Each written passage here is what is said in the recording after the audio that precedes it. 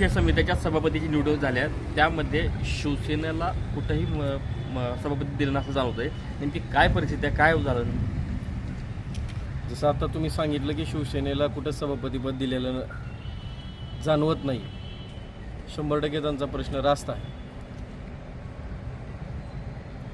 मी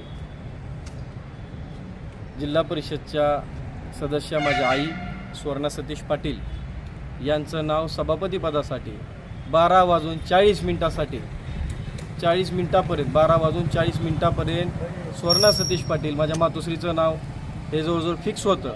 तसा पक्षादेश होता, तशी व्हीप काढली होती. चौगुले साहेब असतील, आमचे संपर्क प्रमुख साळवी साहेब असतील, पालकमंत्री साहेब असतील आणि एकनाथ शिंदे साहेब यांच्याकडनं जो आदेश आला होता, तो आदेश सभापतीपदासाठी माझ्या आईच्या नावाचा आदेश होता. सुवर्णा सतीश पाटील या नावाचा आदेश होता, लिखी आदेश होता, संपर्क प्रमुखांकडे तो आदेश होता.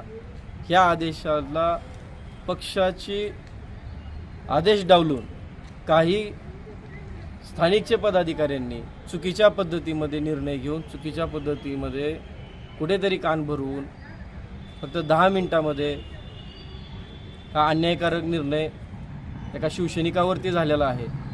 आम्ही तळागाळात काम करणारे कार्यकर्ते, लोकांसाठी झटणारे आम्ही कार्यकर्ते, मतदारसंघाच्या विकासासाठी आम्ही पळणारे कार्यकर्ते, मुळात व्हीप काढून आदेश असताना देखील पक्षाच्या आदेशाची पक्षाची शिस्त मोडली जाते, ही अत्यंत चुकीची बाब. माझ्यासारखे अनेक तरुण राजकारणामध्ये येण्यासाठी घाबरतात. त्याचं हेच कारण आहे की कुठंतरी कोणाला तरी वरचढ व्हायची भीती असं वाटत असणार आहे. त्याचं कारण काय मला माहीत नाही की कुठल्या गोष्टीमुळं अवघ्या 10 मिनिटामध्ये माझं आईसाहेबांचं सभापतीपद कॅन्सल केलं, तिथून नाव कट केलं. मी माझ्या पक्षाशी प्रामाणिक आहे. आम्ही तिथून आलो, मतदान केलं आणि आम्ही आमचं तिथून निघून गेलो. परंतु गेले 4 दिवस झालं पक्षादेश काय होता, पक्षशिस्त काय होती, व्हीप काय होतं, हे चौगुले साहेबांनी स्पष्ट भूमिकेमध्ये सांगितलं होतं.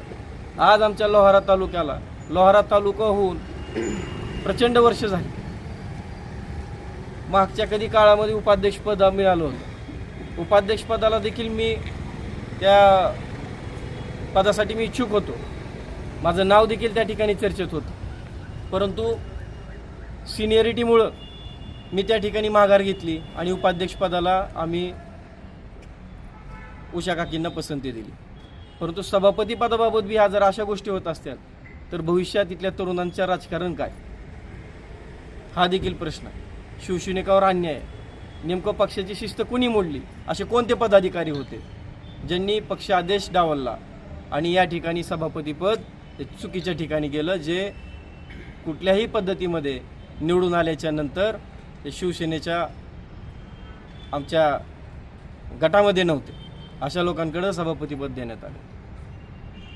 शिवसेना नेते एकनाथ शिंदे असतील, पालकमंत्री प्रतापजी सरनाईक असतील, यांनी तुमच्या नावावरती शिक्कामोर्तब केला होता आणि तुम्ही त्या संदर्भात आपण अर्ज देखील आपण घेतला होता.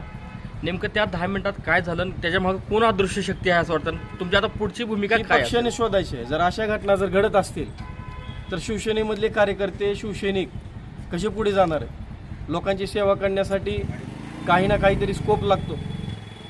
आज त्या पदापर्यंत जाण्यासाठी प्रचंड मेहनत आम्ही घेतलेली असते, काम केलेलं असतं, लोकांची मनं जिंकलेली असतं, काम करायची पद्धत आम्ही केलेली असते, लोकांनी विश्वास आमच्यावरती टाकलेला असतो. आता त्यामुळं भूमिका काय तुमची आता? मी माझ्या लोकसभा प्रमुख पदाचा राजीनामा मी माझ्या पक्षशिष्टांकडे देत आहे व जिल्हा परिषद सदस्याचा देखील मी राजीनामा या ठिकाणी देणार आहे. लोकांनी मला त्यांच्या कामासाठी निवडून दिलं आहे.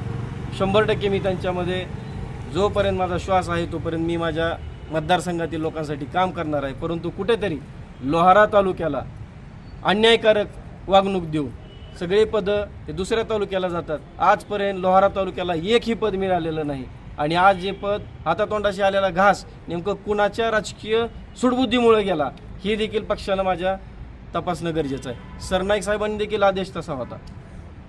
शेवटच्या 10 मिनिटात काय झालं असं की तिथून सभापतीपद हे एका सच्च्या शिवसैनिकाला न देता एक दुसरीकडे देण्यात आलेला आहे. या संदर्भात प्रक्रिया पूर्ण झाल्यानंतर आपण वरिष्ठांशी संपर्क साधला का किंवा त्यांनी तो आपल्याशी संपर्क केला का? हे माझा संपर्क होतोय त्यांच्याशी, मी संपर्कात आहे, परंतु हे सगळं चित्र स्पष्ट होणं गरजेचं आहे. जर हे असंच चालत राहिलं तर सर्वसामान्य तरुण राजकारणापासून वंचित राहील. भाजपनं महायुती म्हणून शिवसेना आणि राष्ट्रवादीचा घात केला आहे का? भाजपने महायुती म्हणून नाही, असं काय नाही. आता बघा, ह्या सगळ्या गोष्टी ज्या आहेत त्या आमच्या वरिष्ठ पातळीतल्या जे काही आमचे नेते आहेत त्यांनी तपासणं गरजेचं आहे. व्हीप असताना, आदेश असताना देखील त्याच्यावर कारवाई होणार का मग आता पक्षाने निर्णय घ्यायचा. 12:40 आम्हाला सांगण्यात आलं की आपलं नाव फिक्स आहे. मी देखील 10 विचारलं होतं, नाव फिक्स असेल तर सांगा. माझे कार्यकर्ते त्या ठिकाणाहून आले होते, माझे मित्रपरिवार चांगला त्या ठिकाणी आला होता. अवघ्या 10 मिनिटात जर तुम्ही असं एखाद्या कार्यकर्त्याला तुम्ही पदापासून वंचित ठेवता आणि पक्षांतर्गत कुरघोडीचा बळी हा झालेला, हे पक्षांतर्गत झालेला विषय आहे. 100% ह्याच्यामध्ये जे पदाधिकारी आहेत इथल्या स्थानिक लेवलचे, यांनी शिंदेसाहेबांचा आदेश डावलला आहे, पालकमंत्री प्रताप सरनाईक साहेबांचा आदेश डावलला आहे, तानाजी सावंत साहेबांचा आदेश डावलला आहे, राजन साळवी साहेबांचा आदेश डावलला. तुम्ही राजीनाम्यापर्यंत आलाय, मग ते पदाधिकाऱ्याचं नाव का घेत नाहीत? कोण आहेत ते पदाधिकारी? 100% घेणार आहे मी. का घेत नाहीत? नाही, तुम्ही राजीनामा द्यायची तयारीत आहे, तितक्या मी आक्रमक राजीनामा आहेत. देणार आहे ना. ही पण सगळी नाव का घेत अवघड माहिती नाहीत? आहे. मग ते नाव आता कसं आहे, नाव घ्यायला मला काय, मी काय कोणाला घाबरत बिबरत असला विषय आहे, तुम्हाला माझा स्वभाव माहिती आहे. योग्य वेळ आली की सगळा पिक्चर मी क्लिअर करणार आहे. जर अशा पद्धतीने चालत असेल तर 100% या ठिकाणी आपली शिवसेनेला अवघड आहे भविष्य. ती योग्य वेळ कधी येईल? योग्य वेळ कधी येईल ती? लवकरच योग्य वेळ येईल. जय हिंद, जय महाराष्ट्र.